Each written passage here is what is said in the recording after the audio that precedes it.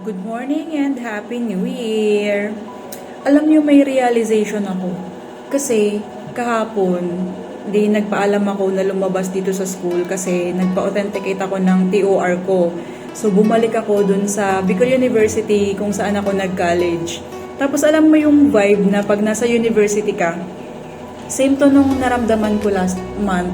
Kasi last month, nag-asikaso din ng authentication ng TOR yung mga friends ko. So, nasa isang sasakyan kami, pinuntahan muna namin yung kung saan nag-college yung isa, and then sunod naman kung saan nag-college yung isa. So, ako lang yung nahiwalay kasi lahat sila sa Naga, ako naman sa Legazpi.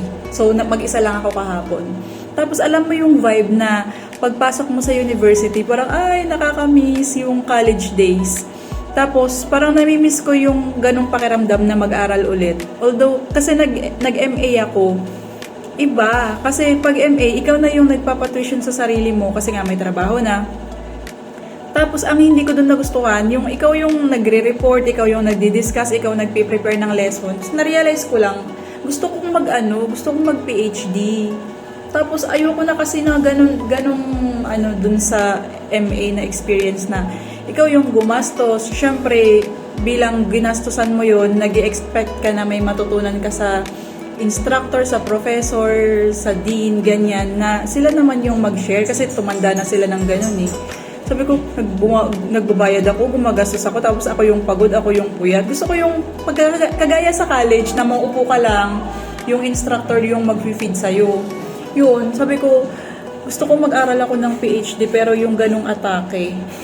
Merong ganun ba? Or imagination ko lang na Tapos kahapon nga na pumunta ako dun sa university, na-imagine ko, dati yung pag pumapasok ako sa school, nininervyos ako kasi 'di ba hindi mo alam kung matatawag ka, mapaparecite ka. So nung college papasok ka sa school na nininervyos ka, tapos mararamdaman mo na sana magwi-wish ka na sana makagraduate na ako para ako naman yung instructor, ako naman yung teacher, ako naman yung magtuturo. Hindi ako ang nininervyos kasi yung estudyante na yung ninervyosin kung matatawag ko sila o hindi.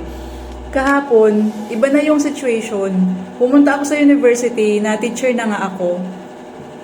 Tapos yun na nga yung vibe na naman na ay parang ang sarap mag-aral ulit, maupo sa classroom bilang estudyante. Tapos na-realize ko, ang tao talaga hindi nauubos yung desire, hindi natatapos. Estudyante ka, gusto mo makagraduate, magtrabaho. Pag may trabaho ka na, gusto mo kumikita ka ng nakaupo, parang gusto mo nang mag-resign, parang yung nasa bahay ka lang. Yung alam mo yun, yung mga desire na ng mga adulting ngayon na gusto nasa bahay na lang pero may pumapasok na pera. Pagka naman hindi ka na nag-aaral, mag-wish ka na mag-aral. Pag nag-aaral ka, mag-wish ka na napaisip ko naman pati yung sa relationship naman. Minsan nagdi-desire din ako mag-asawa, mag-anak. Tapos biglang makikita mo yung mga ka-work mo na hindi ako nakatulog kasi puyat ako, may sakit yung anak ko, hindi ako nakatulog kasi nasikaso ko yung ganito, tapos problema sa asawa. Yung parang 'di ba? Nagdi-desire ka ng asawa at anak kasi wala ka or ako. Tapos sila naman na may asawa at anak, nagdi-desire sila. Ang sarap ng buhay mo, no?